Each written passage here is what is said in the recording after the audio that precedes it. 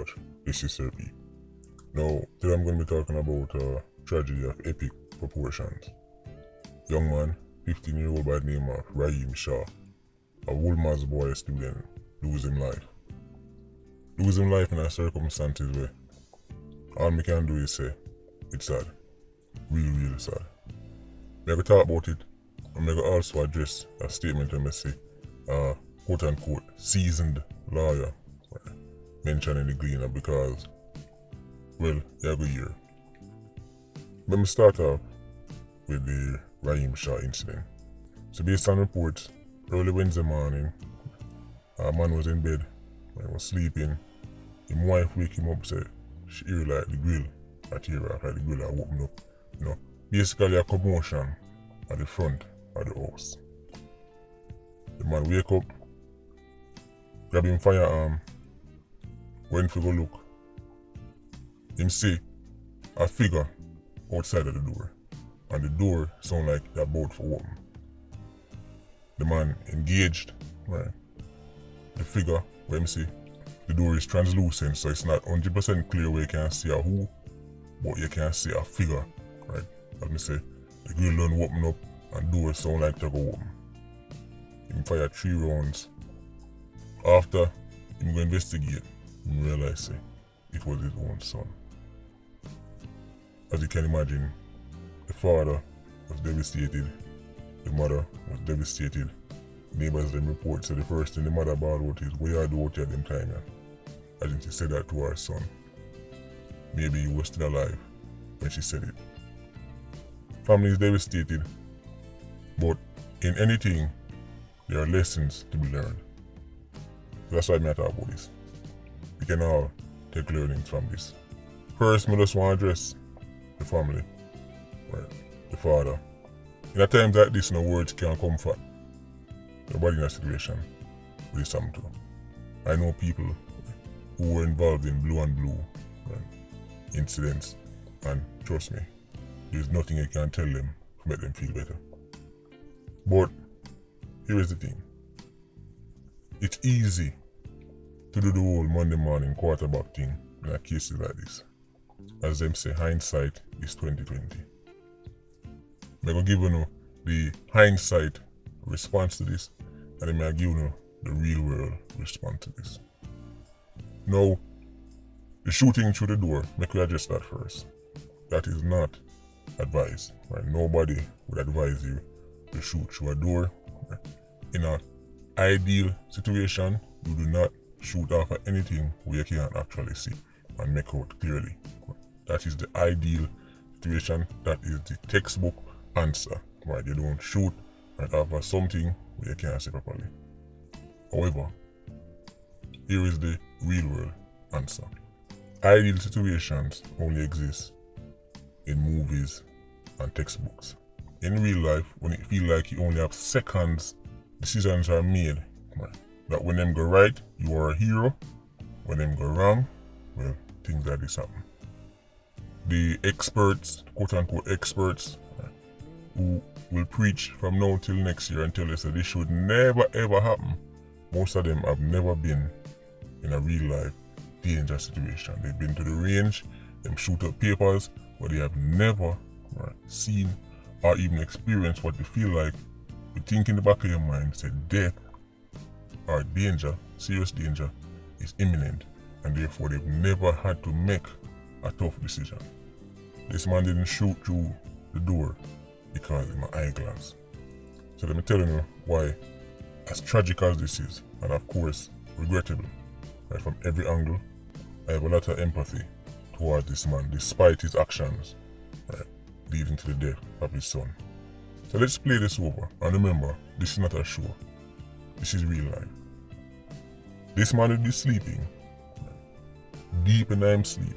It's 3:15 a.m. Based on the fact that the mother asked his son, "Where are you daughter, son?" That means say them left him in the yard. That means him supposed to be in his room. Raheem Shaw, by all accounts, right, was a bright young man. Raheem Shaw was still a teenager. Unlike many teenagers, they are prone, right, to doing things like this. We've all been there, maybe not this specifically, but we've all been teenagers, and we know that teenagers are prone to doing foolish things from time to time. So it sounds like him sneak out of the yard. But the father don't know that. This man drop asleep, left him wife side of him at the bed, and him son in him room.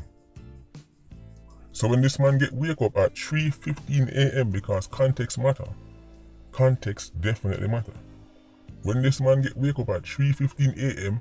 by his wife, who say the grill are open up, commotion at the front of the yard.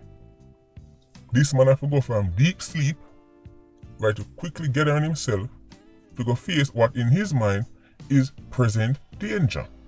Remember, everything we know now, him never know at the time. You ever wake up sudden yet and try to do something? You don't even know your foot from your hand. As them say it on the fool. So he has to wake up and immediately, right, go into a stance to protect his family. Because that's what this man was trying to do. Protect his family, including Raheem Shaw, who, as far as this man is concerned, is in a room. So now this father and husband head to, right, I don't know the layout of his house, but I imagine him in some kind of living room or a walkway or something, and he's now looking at the door, and him here at the door are open now. Remember, him have a grill, so the person clearly get past the grill already. Put yourself in this man's shoes. Then get past the grill, the door open up. My wife this side of me or behind of me, my son in my room. I have to protect my family. People say, I just one man and him shouldn't have to fire a shot for one man. At the time the man don't know if it's 1 man or 10 man or 100 man. The man don't know if the whole of one other outside him yard. Him don't know. You don't know anything. So this is my problem, right, with the quote-unquote experts. Right? This is my problem when time, because now the lawyers are going to turn up and they're going to say, well, this shouldn't have happened. Nobody don't know. Him just see man come in him yard when a man is supposed to come in him yard. Right? The man is supposed to enter him yard at 3:15 a.m. And then get past the grill, so now he's thinking last resort. Desperation. Seconds him have to play with. Not minute, seconds. In the real world, that's all you have. A quick decision, and that decision can be the difference between life and death. And 99 out of 100 times, it would have been a 87 have come to the door. On this occasion, it's his own son. A son who him not expect for come in now at 3:15 because them left the youth in them room and they saw him to death. This man, on that fateful morning, was protecting not just his wife, but his son. But it turns out, the shot them on fire actually went into his son. Let me explain something to him. Shooting through a glass, as me say, is not recommended. It's not. Nobody will train you to do that. But training and real life are two different things. Because here what? On this occasion it was his son. But if it was at 87, and him wait until him see who come through the door, I wonder if not listen to me. This is why these things have to be assessed by people who know what danger feel like. Who know what it is like to come under attack. In the real world. If that man had hesitated, he said, let me actually see who come, make them open the door so I can look on the somebody who are coming. And then now, it's 587, push through him door, carrying ARs, carrying AK, and them slaughter the man and his whole family. Now we're saying, then what kind of man that? Now we're saying, what kind of man wait until gunman come in him house so he can get a good look on them and then him start to engage the target. That will be the story.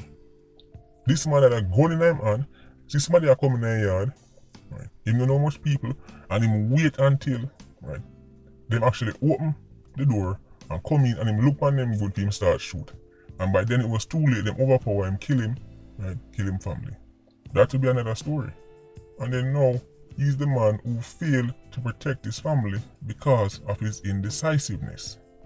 This is a tragedy of epic proportions.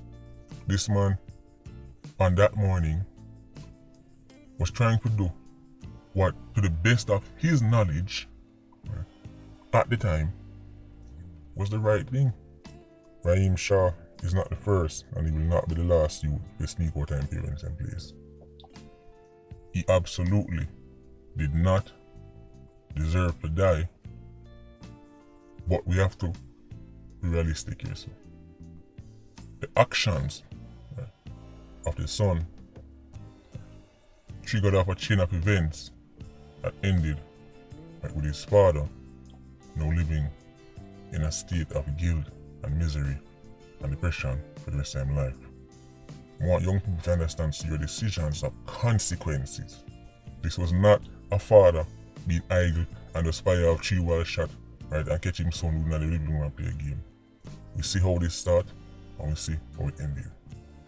Young people have to understand, your decisions cannot just change other people's lives, but your own. Oh, it's sad, real sad. Young man with world of potential lose his life in the most tragic of circumstances.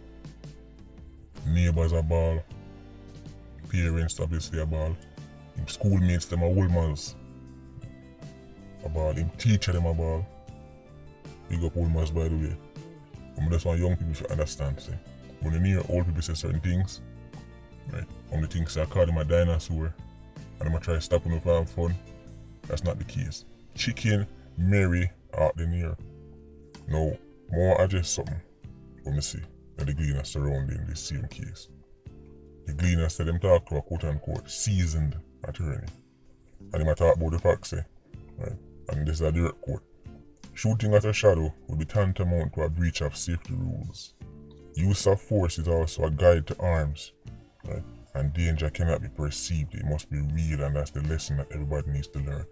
Him go on to state, say, the use of force must be proportional to the threat faced. So all them things there is what a lawyer or a judge would tell you. But then him say something will stand out to me. And it's up on your screen right now.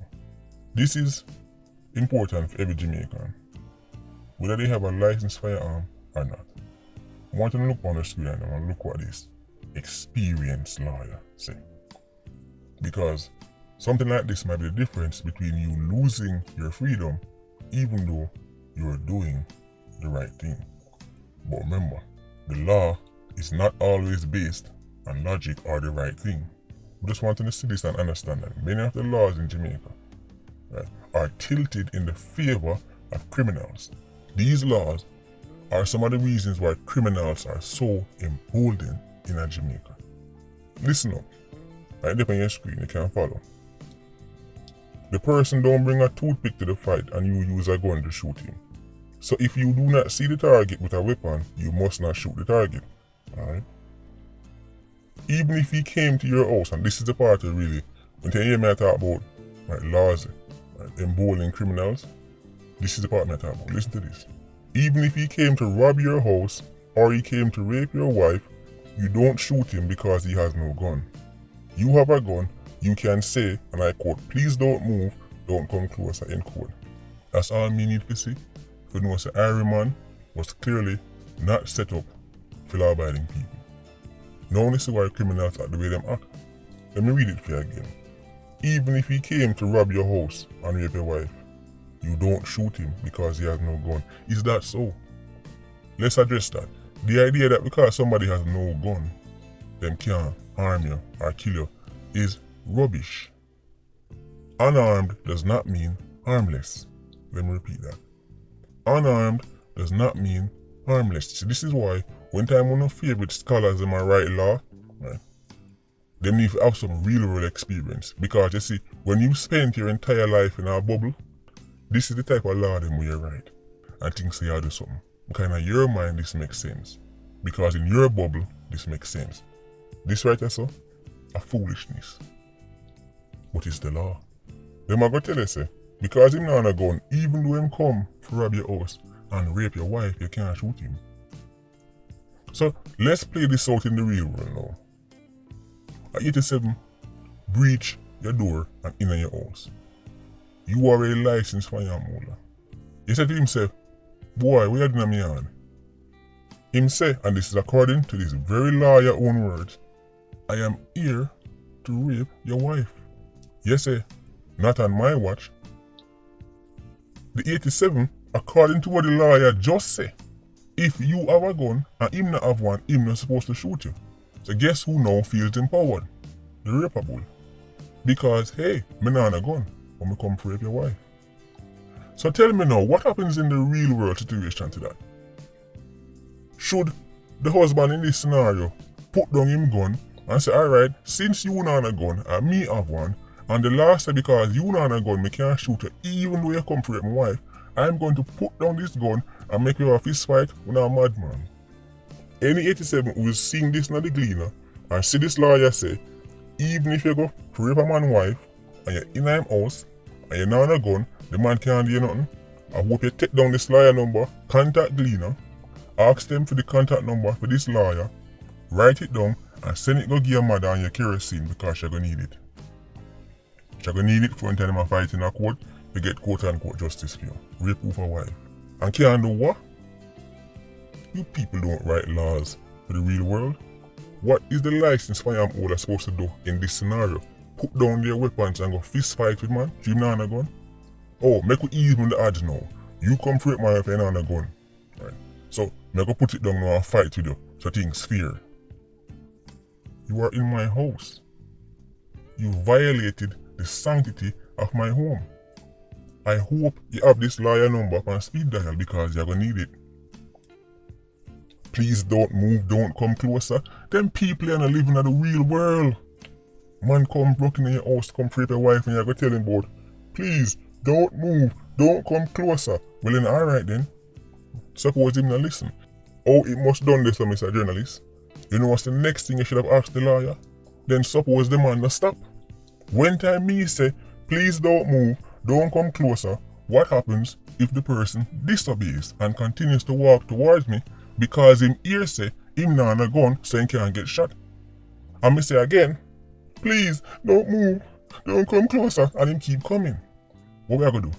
Wait till him reach me, then what, we start to wrestle for the gun? Because me can't shoot him, according to the law. He's still going to be unarmed, even if he get shot in that scenario, what? He's still unarmed. This right here, so, a foolishness. But it's the law, according to this lawyer, by the way. We don't know if I saw the law actually say, but them claims are a seasoned lawyer, so we're assuming a seasoned lawyer know the law. So according to a seasoned lawyer, even if a man come to rape your wife, in your house, you can't shoot him because he's not on a gun. So as me say, Ironman citizens, the responsible thing to do is to tell you to follow the law. Because me don't want you to get in trouble. I mean, I encourage nobody to do no foolishness. But as for me, I'd rather get tried by 12 than even the dog in my yard get carried by 6. Anyway, Patreon squad, big up on yourself. PIA, you don't know, no life. Vulture squad, see you circling. Bless.